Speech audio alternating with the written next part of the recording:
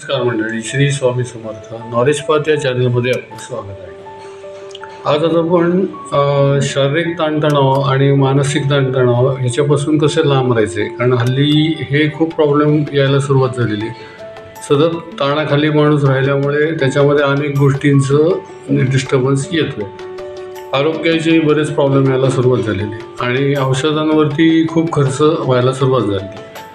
म्हणजे आपण कमवतोय किती आणि औषधांवर किती खर्च करतोय, आणि त्याच्यामध्ये दुसरी गोष्ट म्हणजे मानसिक ताणतणाव हे खूप वाढले असल्यामुळे त्याचा परिणाम रेग्युलरली फिजिकल बॉडीवरती होत असतो. तर आता आपल्याला ह्याच्यापासून कसं लांब राहता येईल, तर त्यासाठी महत्त्वाच्या गोष्टी काय की शरीरामध्ये ताणतणाव आणि तुम्हाला अशुद्धी कधी होते, तर तुमच्या शरीरातलं जर ऑक्सिजनचं प्रमाण कमी व्हायला सुरुवात होते. तर ऑक्सिजनचं प्रमाण कधी सुरुवात होते व्हायला कमी, की आपल्याकडे खूप स्ट्रेस आला, शारीरिक मानसिक ताणावरती खूप स्ट्रेस आला समजा, तर ऑक्सिजनची लेवल खाली यायला सुरुवात होते. तर ती रेग्युलर करण्यासाठी काही उपाय आहेत. तर ते पहिले उपाय मी तुम्हाला सांगतो की ती रेग्युलराईज कशी करायची. पहिली गोष्ट म्हणजे डीप ब्रिदिंग करणे. डीप ब्रिदिंग म्हणजे जो हवेमध्ये जो ऑक्सिजन आहे हा पूर्णपणे फुफ्फुसामध्ये घेणे. त्याची क्रिया दोन्ही नाकपुड्यांनी पूर्ण आतमध्ये घ्यायचं आणि हळूहळू हळूहळू सोडत जायचं. अशी क्रिया जर तुम्ही 5 मिनिटांनी किंवा दोन तासांनी एकदा 5 मिनटं केली किंवा 3-4 तासांनी 1-2 मिनटं करत राहिलात तुम्ही समजा, तर त्याच्यामुळे शरीरातली ऑक्सिजन लेवल ही चांगल्या रीतीने मेंटेन राहायला मदत होते. आता दुसरी गोष्ट अशी आहे की तुम्ही समजा प्रवास करताय, इकडे तिकडे कामाला जात आहे, तर एखादं वडाचं झाड किंवा पिंपळाचं झाड असे डेरेदार जे वृक्ष असतात हे जर का तुम्हाला तिथं दिसले आणि तिथं पार वगैरे असला समजा, तर तिथं तुम्ही पाराखाली किंवा पार नसला नुसते जाऊन उभे राहिले आणि तिथं जरी तुम्ही ब्रिदिंग केलं छानपैकी, तर तिथंसुद्धा ओझोन नावाचं तिथे झाडाखाली वायू असतो. ओझोन हा ऑक्सिजनपेक्षा पॉवरफुल असतो शरीराच्या दृष्टीने. तर तो जो काय थोडा जरी तुमच्या याच्यामध्ये आला, 1-2 मिनटं तिथं तुम्ही जर ब्रीथ केलं, तर म्हणजे 1-2 मिनटं जर ओझोनचं ब्रिदिंग केलं, तर तुमच्या पुढं 5 तास ऑक्सिजनचं प्रमाण तुमच्या शरीरामध्ये यायला लागतं. त्याच्यानंतर दुसरी एक छान अशी त्याच्यामध्ये एक मुद्रा आहे, त्याच्यामध्ये प्राणमुद्रा नावाची, ती अशी प्राणमुद्रा आहे अशा.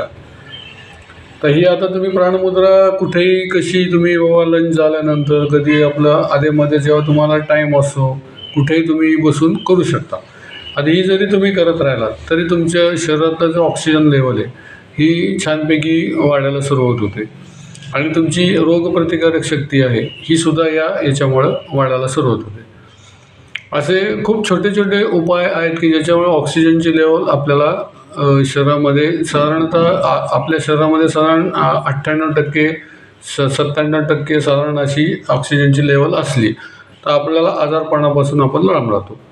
आता आपण मीटरवरती जेव्हा बघतो तर तिथं कोरोना काळामध्ये 90च्या खाली जायला लागलं की तुम्हाला कोरोना झाला आहे असं समजायचे.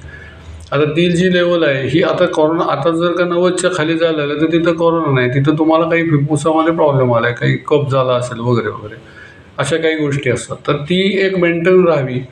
आणि त्याच्यामध्ये दुसरी गोष्ट की तुमची नाडी जी असते, आपण नाडी नेहमी चेक करतो. नाडी चेक करताना पुरुषाच्या हातावरती इथं चेक करतो आणि बाईच्या हातावरती इथं चेक करतो. इथं 3 पॉईंट घ्यायचे. आता ही पल्स जी आहे ही पल्स पूर्वीपासून वैद्य लोक बघायचे की पल्सवरती काम चांगल्या रीतीने तिथं कळतं आपल्याला काय. हल्ली पल्स बघतच नाहीत हल्ली. तर आपण जरी शिकलो पल्स बघायला आणि ती नुसती पल्स बघून जरी आपल्याला कळलं की बाबा आपल्यामध्ये काहीतरी गडबड आहे, तर आता समजा 68 ते 78 त्याचं लिमिट आहे त्या पल्सचं. आता जर 91-92 लागायला लागली पल्स किंवा खाली एकदम 56-50 लागायला लागली, तिथंच आपल्याला लक्षात येतं की काहीतरी गडबड झालेली आहे. तेव्हा आपण ताबडतोब त्याच्यावर उपाय करू शकतो. म्हणजे इट इज अ सिक्युरिटी की आपल्याला आधी कळतात काही गोष्टींच्या.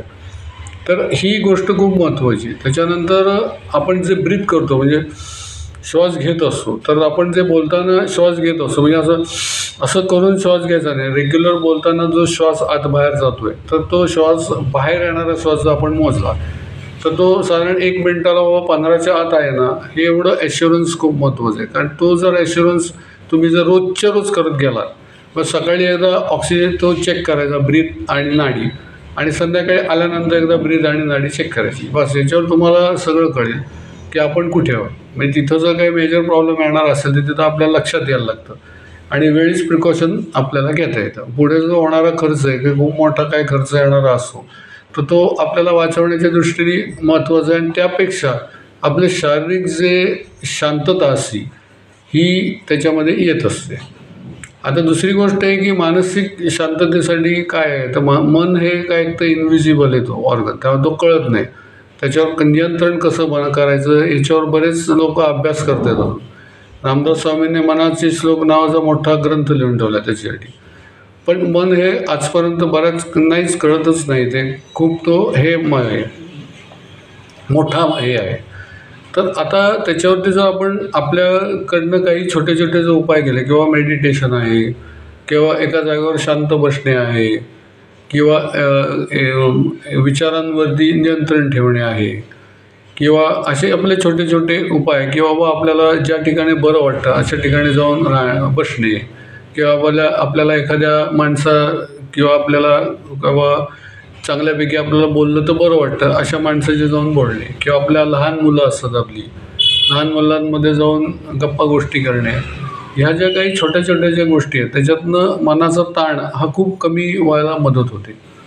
म्हणजे उगाचच जाऊन कुठेतरी ह्याच्या करा चित्तशुद्धीसाठी पैसे खर्च करून जावा, इकडं जावा तिकडं जावा, तर ते न करता जर का आपण या गोष्टी जर अगदी छोट्या छोट्या करत राहिला, किंवा घरी आल्यानंतर मुलांबरोबर खेळलं, बोललं, त्यांच्याशी गप्पा मारल्या, थोडं बागेत गेले, फिरलं इकडं, जरी अशा काही गोष्टी केल्या तरी बरंचसं ताणतणाव कमी व्हायला मदत होते.